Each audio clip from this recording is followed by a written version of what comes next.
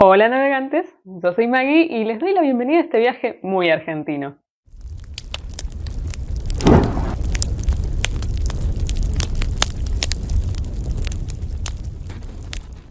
¿Cómo están? Espero que bien. A punto de embarcarnos en un book tag espectacular que creó Fer, del canal Compañía Lectora, que por supuesto voy a estar dejando en la cajita de información, y que además de crearlo me nominó. Y realmente agradecidísima. He tardado en hacerlo no porque no me gustara, sino porque realmente, bueno, se me ha ido trastocando el tiempo, pero es increíble este book tag, está muy bien hecho. También voy a dejar el enlace al book tag específico que hace ella, porque está perfectamente coordinada la premisa con la letra de los tangos que eligió. Estoy totalmente de acuerdo, Fer, con tus tangos, son sus tangos preferidos, además son tangos emblemáticos de Argentina, que también muchos de ellos son preferidos míos. Y bueno, espero que puedan acompañarme en este recorrido y lo disfruten, porque realmente es un poco un homenaje a mi país. Así que empecemos. La primera premisa está relacionada con el tango Naranjo en Flor, tango bellísimo. Es una lástima que no podamos poner pequeños fragmentos de la música original porque no, iba a insultar, pero me va a censurar, imagínense.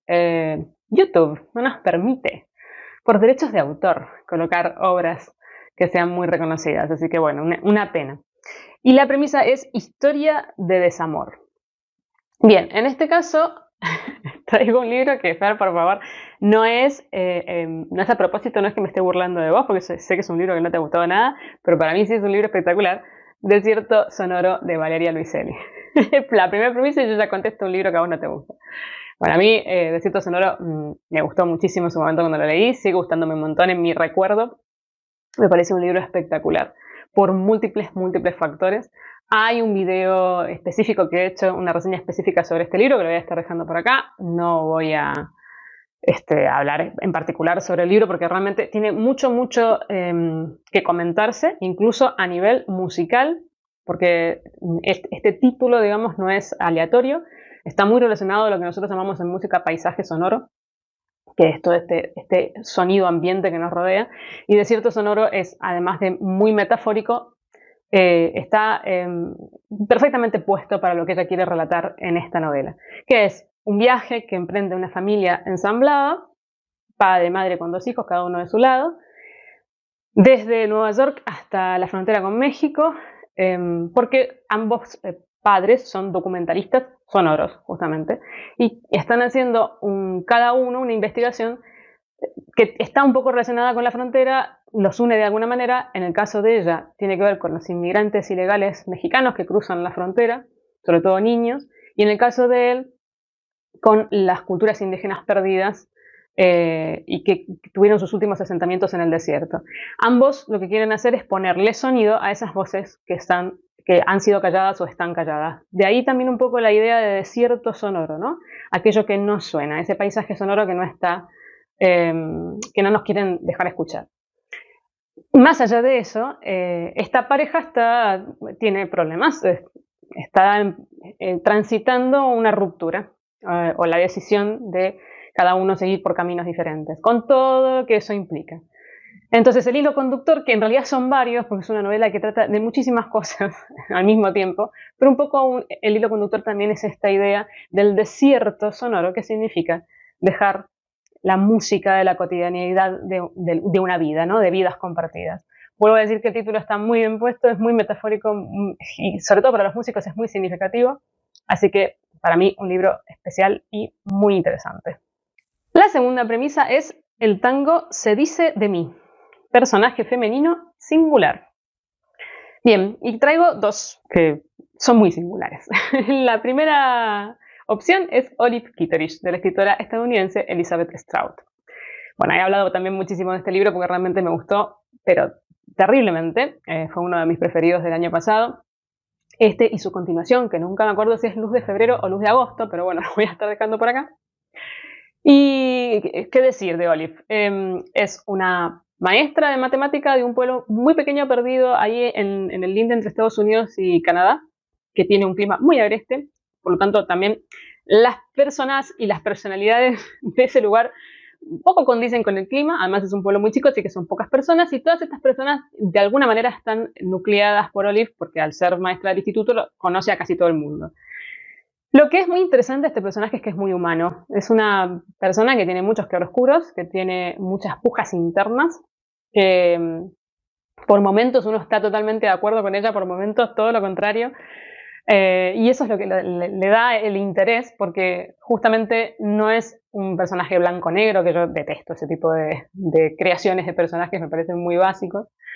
Y también lo otro que tiene de interesante es que es una novela coral, que en realidad está compuesta por relatos, que están narrados desde distintas personas del pueblo. Entonces, no siempre tenemos la perspectiva desde Olive misma. Y eso la hace aún más compleja, porque tenemos la mirada de ella hacia sus cosas, hacia lo que piensa, lo que siente, etcétera, o lo que ella cree que también demuestra a los demás. Y después tenemos las miradas de todos los demás, que a veces ella es un faro de esperanza o una persona importante en sus vidas, a veces es todo lo contrario, a veces es muy odiada, muy resistida. Y entonces, claro, nos va dando muchísimas multidimensiones de ese personaje. Y uno termina de hacerse una construcción bastante particular de lo que es ella y de la influencia que tiene en su medio. Es un libro muy interesante que además trata temáticas que no todo el mundo trata en sus libros. Acompañamos a Olive a lo largo de su vida y de su crecimiento hasta que se jubila y, y las relaciones humanas que va manteniendo o no a lo largo de su vida.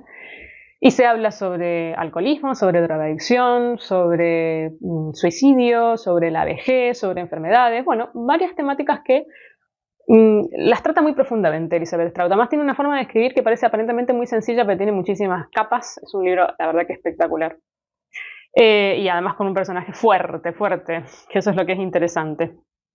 Y en el mismo estilo, Basa, de la escritora vasca Miren Amuriza. También trata temas que no son fáciles de tratar, en este caso de la vejez, y justamente alrededor de una protagonista que está en una etapa de su vida en donde los hijos consideran que ya no es capaz de arreglárselas por sí misma y hay que ayudarla, toda la historia construye justamente este momento tan difícil de las etapas de la vida en donde uno deja de tener independencia, ¿no?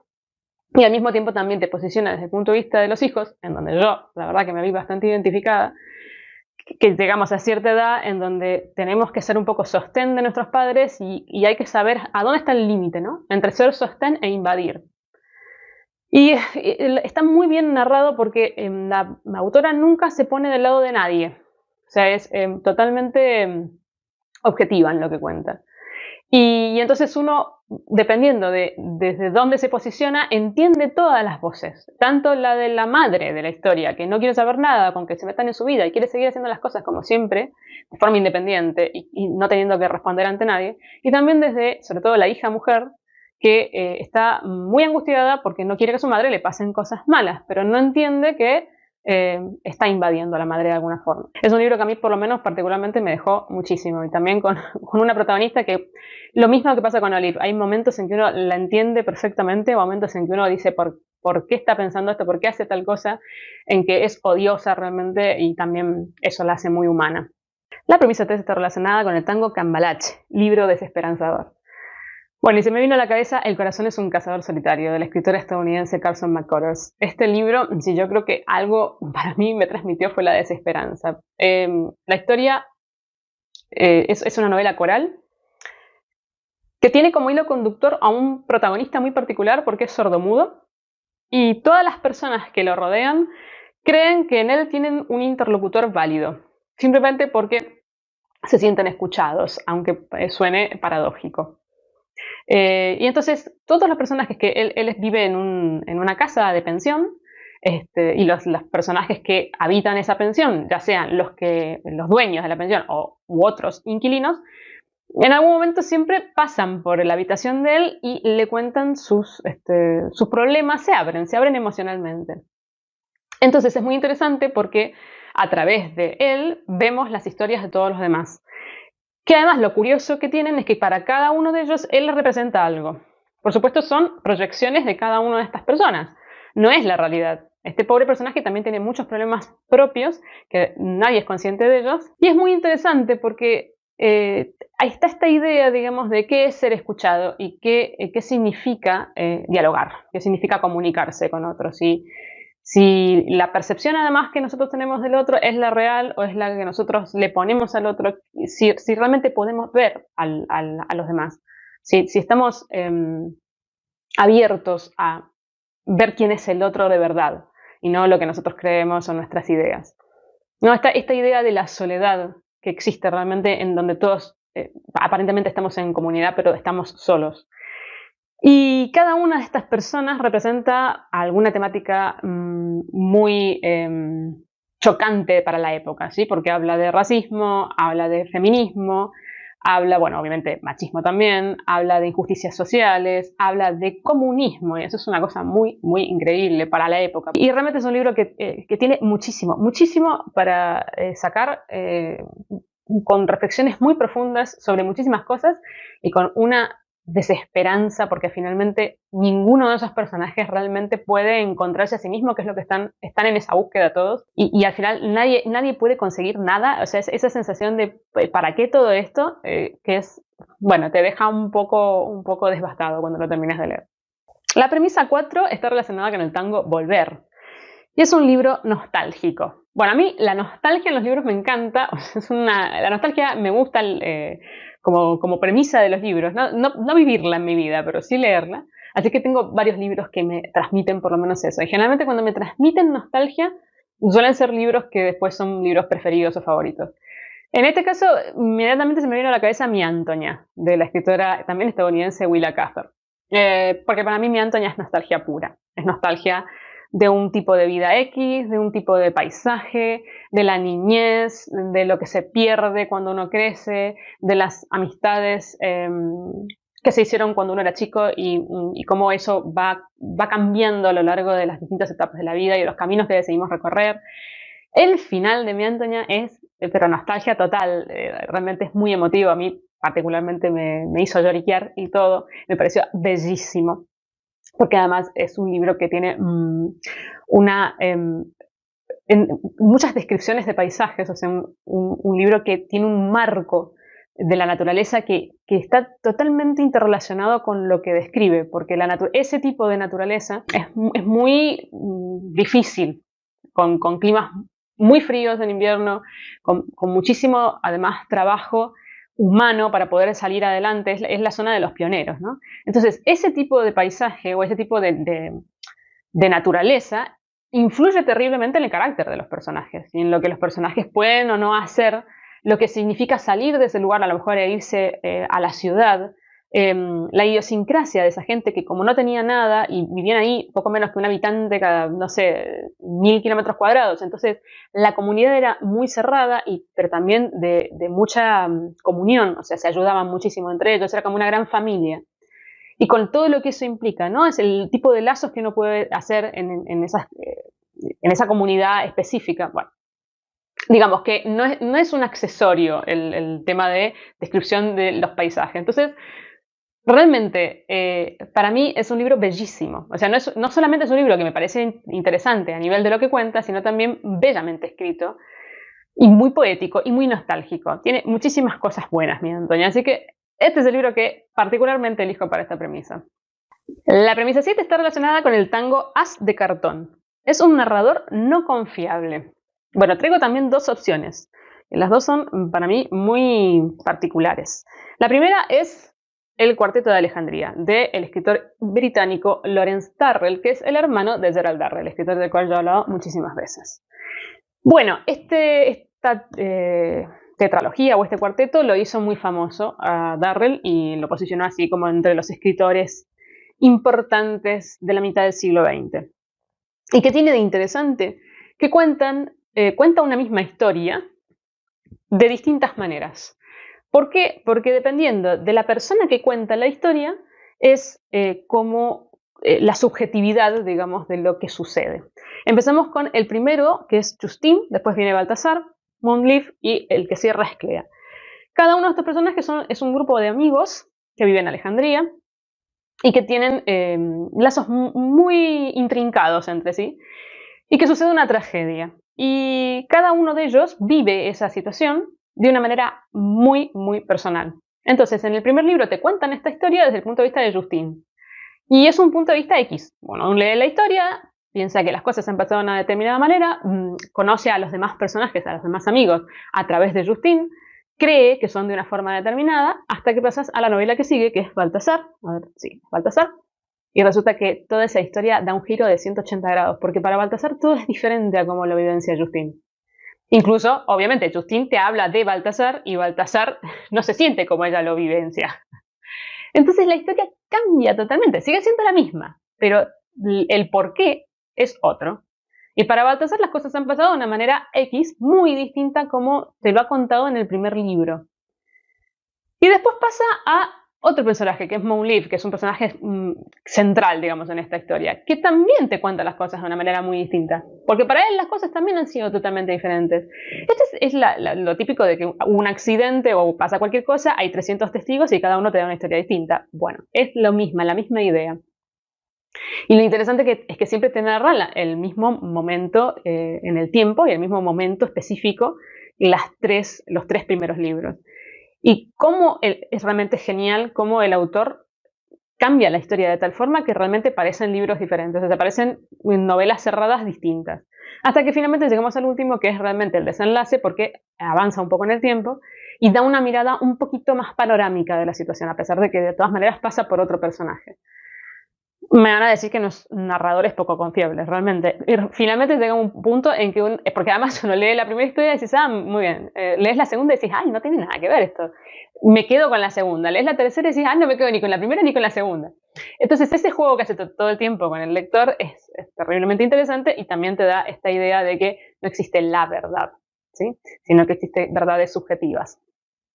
La segunda opción, que está muy en el estilo, es La vegetariana, de la escritora coreana Han Kang. Bueno, este libro, que además es un libro del cual hablé en, creo que la primera edición de Peculiares, y es terrible, terrible libro, fuertísimo libro, muy, muy cargado de simbologías y de cosas que están muy relacionadas con la cultura coreana. Este libro yo siempre recomiendo que lean el prólogo antes de leer el libro. Yo generalmente siempre los prólogos los leo al final, porque por lo general te destripan parte de la historia, bueno, no están bien puestos al principio, pero este sí. Porque hay un montón de cosas que tienen que ver con la cultura coreana que nosotros no entendemos o no conocemos y que si no podemos situarnos un poco en el contexto, vamos a perder cosas dentro del libro. Es un libro extraño que trata la historia de una mujer que de repente un buen día decide dejar de comer carne, no por los motivos que uno creería, sino por otros, y es un personaje muy raro, muy raro. Estos personajes asiáticos que lindan ahí, o lindan o no, o cruzan totalmente la frontera de la salud mental, que son personajes que tienen problemas realmente y que, claro, su subjetividad es muy, muy discordante a la de uno y por lo general o te pasas el libro no entendiendo qué es lo que sucede o te choca o estás en una situación de incomodidad.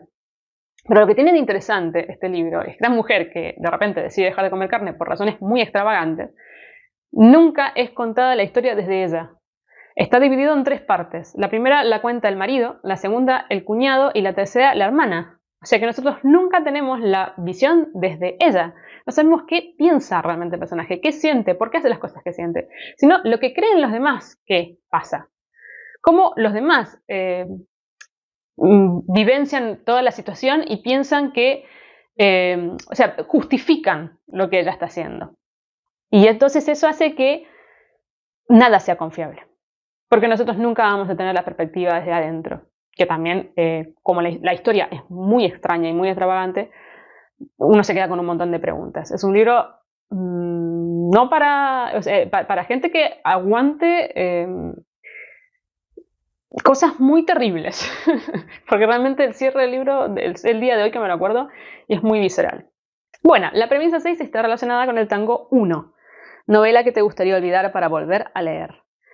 Bueno, podría haberme ido por un lado obvio de novelas que son favoritas y que uno desearía realmente olvidarlas para volver a disfrutarlas, pero me voy a ir por un lado que no es muy común en mí, que es la novela policial. Y es el caso de 10 negritos y Asesinato en el Orient Express, de la escritora británica Agatha Christie, que en su momento los leí cuando era adolescente y los disfruté terriblemente. Me parecen espectaculares. Nunca imaginé en su momento cómo iba a hacer el cierre. En el caso de 10 negritos incluso fue extrañísimo porque lo leí en la escuela.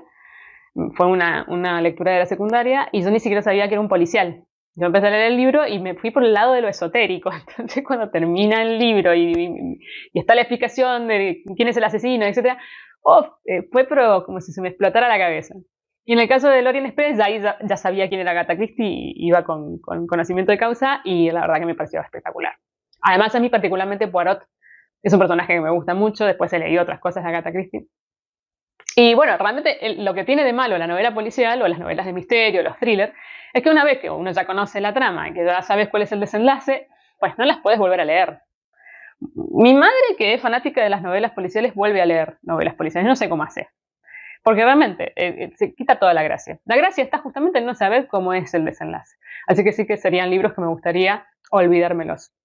La premisa 7 es el maravilloso tango Adiós Nonino de Piazzolla. Y es un libro magistral. Coincido con Fernanda que es un tango magistral. Y en este caso, lo que traigo es Mientras agonizo, del escritor estadounidense William Faulkner. Estados Unidos está presente en este especial argentino. No saquemos conclusiones. Bien, Mientras agonizo es una novela, la primera novela y la única novela hasta ahora que he leído de Faulkner, porque después intenté con Palmeras Salvajes, pero ya saben lo que me pasó con la traducción. Y me encantó. Pero me encantó, es decir, poco. Bueno, fue el favorito no me acuerdo ahora si fue las lecturas del 2021, creería que sí. Y es una novela que es compleja, que está sustentada en el flujo de conciencia, que está además, es coral, o sea que encima está narrada a través de un montón de personajes. Lo que sí tiene de bueno es que él te aclara qué personaje es en el que te vas a situar para seguir la historia, porque realmente si no lo hiciera sería muy, muy difícil. Y a mí lo que me parece, además de que está escrito espectacularmente, es impresionante escritor, Faulkner, lo que me pareció fue muy interesante ir desentrañando esa historia, que está contada de forma muy compleja, junto con él. O sea, el desafío que me significó para mí esta novela. Y que realmente para mí haberlo hecho y haber llegado, digamos, al final airosa, fue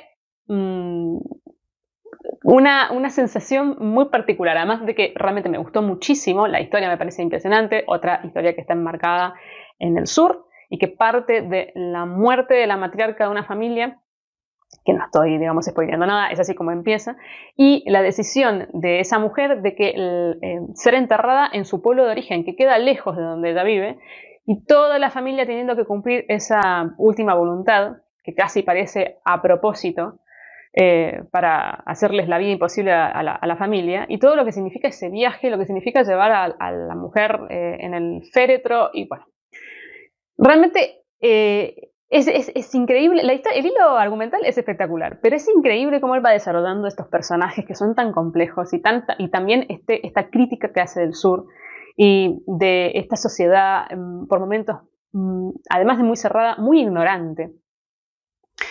Con todos estos enormes contrastes y tensiones que tiene no solamente la familia, sino la sociedad en sí, que realmente es un libro que tiene tantísima carga de sensaciones, de cosas, digamos, que realmente es impresionante, pero además a eso se suma esto del relato complejo, en donde uno tiene que ir desentrañando todo lo que él te va contando, como si fuera un gran rompecabezas, y que poder hacerlo da mucha satisfacción. Así que para mí esta es una novela magistral. La premisa 8 es El tango gira gira, libro existencialista. Bueno, y traigo Uno, Ninguno y 100.000 de Luigi Pirandello, escritor italiano. Uno, Ninguno y 100.000 es un libro espectacular. No es así de largo, en esta edición hay 2, es un libro muy cortito, pero que realmente, qué manera de aprovechar pocas páginas Pirandello. Porque de todo lo que puede hablar del existencialismo, ustedes no se dan una idea. Es un libro muy filosófico, es un libro que te va a dejar muchísimas cosas, que además es un libro cómico, está escrito de una forma muy, muy amena, muy humorística y muy sobre todo, bueno, tirando al surrealismo o a la sátira. Es una persona que un buen día no se reconoce en el espejo y empieza a tener un montón de problemas de identidad. Y claro, empieza a preguntarse que realmente ¿quiénes somos? O sea, somos lo que demostramos a los demás, somos lo que sentimos que somos por dentro, somos que reacciona de una manera X ante una circunstancia en este segundo de la vida y 3 minutos más adelante va a reaccionar distinto. Somos múltiples personas, somos una única persona con muchas caras. De ahí el título. No es uno, ninguno y 100.000 personas al mismo tiempo. Y bueno, es realmente, no tiene desperdicio. Yo diría que es un libro muy similar al estilo de Niebla, de Unamuno. Y estoy casi segura que Niebla fue influencia para este libro porque Niebla es anterior. Porque tiene un estilo así, un libro que habla muchísimo del ser, de la existencia, digamos, pero también con una gran carga de humor, que eso también lo hace mucho más fácil de leer, ¿no? O más ameno. La penúltima premisa está relacionada con el tango Tomo y Obligo, novela con mucho alcohol. Bueno, para no ser obvia y hablar de Bukowski, imagino que la mayoría pensamos en eso cuando hablamos de alcohol, voy a traer Un árbol crece en Brooklyn, de la escritora nuevamente estadounidense Betty Smith. Este es un libro bellísimo que gira en torno a una familia de inmigrantes que viven en Estados Unidos, en Brooklyn, justamente, y a principios del siglo XX. Y la historia está narrada a través de la hija mayor de esta familia, que es una niña cuando empieza la historia y uno acompaña a lo largo del crecimiento. Y es una novela tan hermosa, tan sutilmente contada y que trata de lo que significa la adaptación a un nuevo mundo y de lo que significa el no sueño americano. ¿Sí? Esto de que la idea de que todo el mundo en América o en Estados Unidos podía prosperar y pasar de una vida con penurias a una vida de riquezas, y bueno, no siempre esto es así, para muchísimas personas no ha sido así, no es así, y darle voz a esas historias que bueno, que es mejor ocultar porque no son tan glamorosas. Y bueno, y esta es la historia de esta niña, que es una niña muy pobre, o sea, es una familia muy pobre, cuyo padre justamente que es una persona, que si hablamos de claroscuros con respecto a otros personajes, este es como la definición de que tiene tantísimas cosas buenas, muy positivas, y al mismo una única cosa muy negativa, que es alcohólico. Es realmente devastador, es un personaje que es imposible no empatizar con él y no tenerle misericordia realmente. Y todo lo que lucha este personaje contra este problema, porque además es la única manera que tiene de escapar de la realidad que vive. Y esa hija que además lo adora y es el padre, es la luz de sus ojos y es la única que lo puede, bueno, no sé si la única, pero es la que más lo puede ver a través de la mirada del amor y de la compasión que ese realmente personaje merece. Y bueno, y cómo esta niña, a través de la literatura y de los libros, puede salir adelante de su vida. Y diríamos que puede cumplir el sueño americano a otros niveles. Bueno, es un libro muy hermoso, realmente es un libro muy bello. Está tan bien escrito y tan sentimentalmente escrito. Es un libro con el cual uno va a conectar terriblemente y que deja muchas emociones muy profundas. Es una lectura lenta porque además es un libro bastante largo, pero que vale muchísimo la pena. Y la última premisa es el tango cafetín de Buenos Aires, amistades literarias de ficción o entre escritores. Y bueno, en este caso traigo la correspondencia entre Victoria Ocampo y Virginia Woolf. A Virginia Woolf no hay que presentarla. Victoria Ocampo fue una mecenas, impulsora de la cultura, también escritora, de principios del siglo XX en Argentina, muy importante, una familia muy rica, por lo tanto tenía acceso a muchas cosas, y bueno, fue realmente muy importante para la movida cultural. No solo en Argentina misma, sino también a nivel internacional. Tenía y fundó una revista que fue una editorial, que es la Revista Sur, en la cual publicaba no solamente escritores argentinos, sino también extranjeros, con las primeras traducciones, digamos, de ciertos escritores extranjeros. Entre ellos, por supuesto, Virginia Woolf, que era uno de sus favoritos. O sea, Victoria Ocampo la admiraba terriblemente. En una oportunidad la conoció, estando ella, Victoria Ocampo, en Inglaterra, y se hicieron amigas y tuvieron una amistad que duró más o menos 30 años. Y bueno, esa amistad también, una amistad barra relación de trabajo, porque realmente Victoria Ocampo fue publicando todo lo que Virginia Woolf publicaba en Inglaterra, traduciéndolo. Muchas de las traducciones, por supuesto, fueron de Borges, porque Victoria Ocampo estaba muy relacionada con Borges, no solamente a nivel de círculo de literatos, sino porque su hermana estaba casada con Bioy Casares, que era el mejor amigo de Borges. Y bueno, lamentablemente las traducciones son de Borges, pero bueno, nada, que la traducían a Virginia Woolf. Y entonces en esta recopilación publican las cartas que en el caso de Virginia Woolf están creo que en el Museo Oxford o algo por el estilo, pero hay algunas inéditas, tanto de Virginia Woolf como de Victoria Ocampo, que es muy poco lo que se puede encontrar porque ella quemó sus cartas. Entonces, bueno, es un registro muy pequeño de parte de acá, pero es muy interesante, realmente muy interesante lo que estas dos grandes mujeres escribían entre sí, las cosas que pensaban, la época, porque claro, a través de estas cartas uno entiende también el contexto, el mundo en el que vivían, lo que significaba ser mujer intelectual en la época, las luchas contra una sociedad dirigida por hombres. Bueno, muy, muy interesante. A mí encima me encantan las cartas, así que bueno, lo recomiendo. Bueno, y llegamos a la sección nominados. Voy a nominar a varias personas, así que espero que, bueno, que les interese hacerlo y que les haya gustado también. Y si ya los han nominado, por supuesto, déjenlo pasar. Y si no tienen ganas de hacerlo, también. Por supuesto, abierto a quien quiera hacerlo que yo no esté nominando. Voy a nominar a Katia, por supuesto, del canal Katia Fernández. Voy a nominar a Jack, de Project Dragonfly. A César, del canal César Cañete. A Claudia, de Mis Ganas de Leer. A Carla, de Charlas Literarias. Perdón que miro para abajo, pero las tengo a las personas anotadas. A Lorena, del canal No Soy Sibila. A Sarri, de la Biblioteca de Sarri. Y a Juan Carlos, de Top Libros. Bueno, espero que les interese. Y, por supuesto, no están comprometidos a hacerlo. Y nosotros, bueno, por supuesto, coméntenme lo que quieran. Si quieren pueden contestar alguna de las premisas. También pueden decirme si tienen algún tango preferido. Por ejemplo, uno de mis tangos preferidos de toda la vida es Oblivion, de Piazzolla, que no está. Podría ser un libro... pasa que sería una premisa negativa, porque es un libro para el olvido. O un libro que uno no puede olvidar. Podría ser así. Vamos a darle una vuelta positiva. Y bueno, si me quieren contestar este tipo de cosas o comentar alguna cosa particular, si han leído alguno de estos libros, como siempre, abiertos los comentarios a lo que ustedes quieran. Nos estamos viendo en el próximo viaje.